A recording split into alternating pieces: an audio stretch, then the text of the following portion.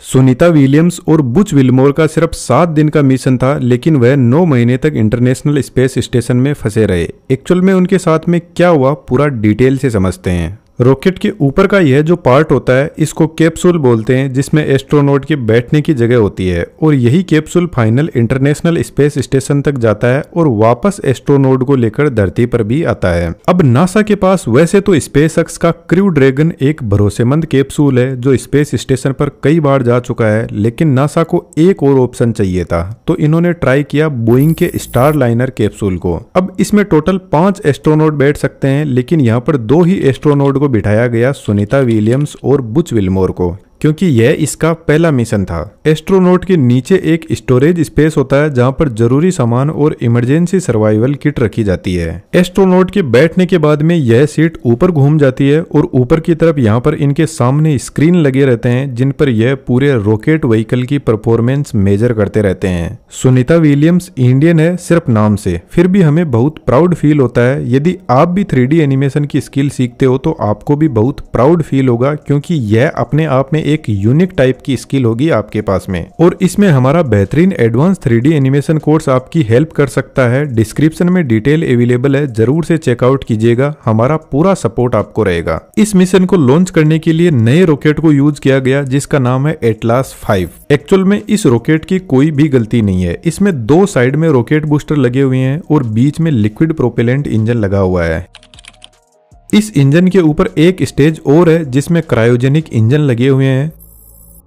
सबसे ऊपर कैप्सूल लगा रहता है जहां पर एस्ट्रोनॉट बैठे रहते हैं। जनरली 2020 के बाद में स्पेसएक्स के फॉल्कन 9 रॉकेट को काम में लिया जा रहा है, जो एक रीयूजेबल रॉकेट है। इसकी वर्किंग आप यहां से समझ सकते हो। अब जब रॉकेट लिफ्ट ऑफ स्टार्ट करता है उसके आधे घंटे पहले पूरी टेस्टिंग की जाती है, तो रॉकेट और कैप्सूल में कहीं पर भी कोई भी प्रॉब्लम नहीं थी। जब रॉकेट लिफ्ट ऑफ करता है तो स्टार्टिंग में हेवी थ्रस्ट की जरूरत पड़ती है, तो सॉलिड रॉकेट बूस्टर भी चलते हैं और साथ में लिक्विड प्रोपेलेंट इंजन भी चलता है। सॉलिड रॉकेट बूस्टर ठीक हमारे दिवाली के रॉकेट के जैसे होते हैं, जब तक इनमें फ्यूल रहेगा तब तक फोर्स लगाते रहेंगे, लेकिन इनमें पावर जबरदस्त होती है। स्टार्टिंग के 3-4 मिनट बाद में यह अलग हो जाते हैं, फिर लिक्विड प्रोपेलेंट इंजन रॉकेट को आगे बढ़ाता है। कुछ टाइम बाद में लिक्विड प्रोपेलेंट इंजन का भी फ्यूल खत्म होता है और यह भी अलग हो जाता है और वापस अर्थ पर आकर कहीं पर गिर जाता है। अब क्रायोजेनिक इंजन स्टार्ट होता है। इन इंजन के पास में पावर बहुत ज्यादा होती है और यह ऊंचाई पर बहुत अच्छे से काम करते हैं, और सबसे खास बात इनको बंद चालू किया जा सकता है। लेकिन अभी तक जितने भी इंजन थे उनको स्टार्ट करने के बाद में वह बंद तभी होते हैं जब उनका फ्यूल खत्म हो जाए। अब क्रायोजेनिक इंजन कैप्सूल को अर्थ की लोअर ऑर्बिट में सेट कर देता है और इंटरनेशनल स्पेस स्टेशन से जुड़ने के लिए इसको एक परफेक्ट ऑर्बिट में लाकर कैप्सूल को छोड़कर अलग हो जाता है। अब यहाँ तक किसी भी रॉकेट इंजन में कोई भी प्रॉब्लम नहीं थी, यह सब परफेक्टली काम कर रहे थे और टाइम पर सेपरेट हो जाते हैं। लेकिन अब काम स्टार्ट होता है इस बोइंग के स्टारलाइनर कैप्सूल का,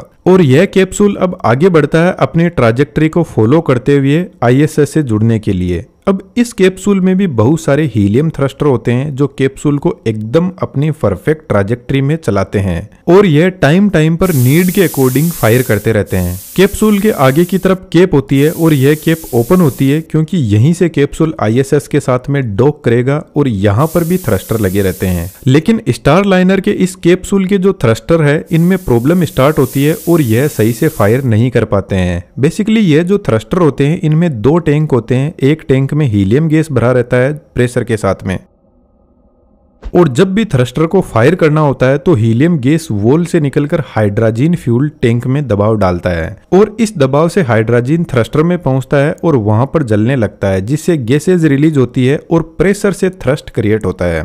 लेकिन यहाँ पर हीलियम टैंक से गैस लीक होने लगती है, जिससे प्रेशर कम होने लगता है, और जब प्रेशर कम हुआ तो इसके थ्रस्टर सही से फायर नहीं कर पाए और यह अपनी ट्राजेक्टरी से थोड़ा भटकने लगे। अब जनरली यह प्रोसेस पूरी ऑटोनॉमस होती है, लेकिन ऐसी सिचुएशन में जब इंजन सही से काम नहीं करने लगे तो एस्ट्रोनॉट इसको मैनुअली कंट्रोल करते हैं। अब यहाँ पर इन दोनों एस्ट्रोनॉट को समझ आ गया कि इस कैप्सूल में प्रॉब्लम है, तो इन्होंने इसको मैनुअली ऑपरेट किया। अब कैप्सूल को आईएसएस से डॉक करने के लिए इनको 24 घंटे का टाइम लगा, लेकिन इन्होंने सक्सेसफुली यह काम कर दिया। अब यह एस्ट्रोनॉट डायरेक्टली आईएसएस में एंटर नहीं कर सकते। यहाँ पर आईएसएस का एक दरवाजा होता है और एक दरवाजा कैप्सूल का भी होता है और बीच में एक खाली स्पेस होता है जिसको प्रेशराइज्ड मेटिंग एडेप्टर बोलते हैं, इन शॉर्ट पीएमए। तो यहाँ पर एस्ट्रोनॉट बाहर आने से पहले प्रेशर को मेंटेन किया जाता है और फिर आईएसएस का गेट ओपन होता है और बाद में कैप्सूल का और एस्ट्रोनॉट अंदर चले जाते हैं और इस प्रोसेस को भी कंप्लीट होने में 2 घंटे का टाइम लग जाता है। और जिन एस्ट्रोनॉट को वापस जाना है वह इसमें आकर बैठ जाते हैं। अब इन दोनों एस्ट्रोनॉट को यहाँ पर सिर्फ 7 दिन रहना था और इन्होंने सोचा कि इस कैप्सूल को यहीं पर ठीक कर लेंगे, लेकिन यह ठीक नहीं हो पाया। तो इस कैप्सूल को वापस धरती पर बुला लिया गया बिना किसी इंसान के। अब सुनीता विलियम और बुच विल्मोर यहीं पर फंस जाते हैं 9 महीने के लिए। लेकिन यहाँ पर स्पेसएक्स का ड्रैगन कैप्सूल ऑलरेडी अवेलेबल था। एक्चुअल में आईएसएस में 3 कैप्सूल पार्क हो सकते हैं, यहाँ पर 3 पीएमए पोर्ट है। अब यह दोनों इस कैप्सूल में बैठते हैं अर्थ पर आने के लिए और यह अब तक का एक भरोसेमंद कैप्सूल भी है। सबसे पहले ड्रैगन कैप्सूल आईएसएस से अलग होता है, फिर आईएसएस के पीछे की साइड में आ जाता है ताकि यह आईएसएस से टकरा ना जाए, क्योंकि आईएसएस की स्पीड बहुत ज्यादा होती है। यह 28,000 किलोमीटर पर आवर की स्पीड से चलता है। अब यह कैप्सूल अपने थ्रस्टर को ऑन करता है और अर्थ की तरफ नीचे आने लगता है। अब यह अर्थ के एटमॉस्फेयर में एंटर करने वाला होता है, तब इसकी स्पीड 27,000 किलोमीटर पर आवर होती है और यह अर्थ के ऑर्बिट में एंटर करने से पहले ट्रंक को हटा देता है। बेसिकली ट्रंक के अंदर सोलर पैनल और रेडिएशन शील्ड लगी रहती है जो इसको पावर भी प्रोवाइड करते हैं और रेडिएशन से भी बचाते हैं। कैप्सूल के नीचे की तरफ हीट शील्ड लगी रहती है। जब कैप्सूल अर्थ के एटमॉस्फेयर में एंटर करता है तो फ्रिक्शन की वजह से इसका टेम्परेचर लगभग 2000 डिग्री सेंटीग्रेड तक पहुंच जाता है। तो कैप्सूल के नीचे की तरफ हीट शील्ड लगी रहती है जो इसको इतने टेम्परेचर से बचाती है, अदरवाइज कैप्सूल यहाँ पर मेल्ट भी हो सकता है। एटमॉस्फेयर में एंटर होने के बाद में इसमें छोटे छोटे थ्रस्टर और लगे रहते हैं जो इसको गाइड करते हैं और स्पीड को स्लो डाउन करने की कोशिश करते हैं। जब 5 से 10 किलोमीटर की ऊंचाई पर कैप्सूल होता है तो इसमें सबसे बड़े पहले 2 पैराशूट ओपन होते हैं और इसकी स्पीड को स्लो डाउन करने का काम करते हैं।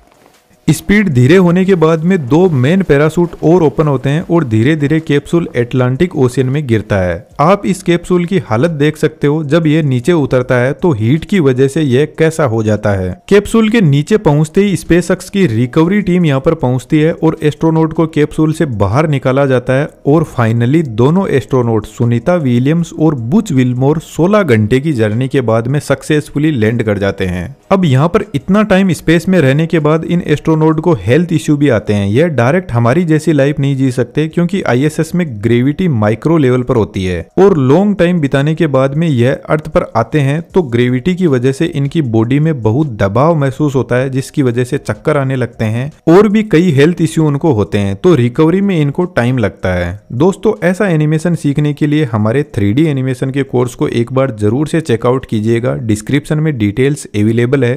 Thank you.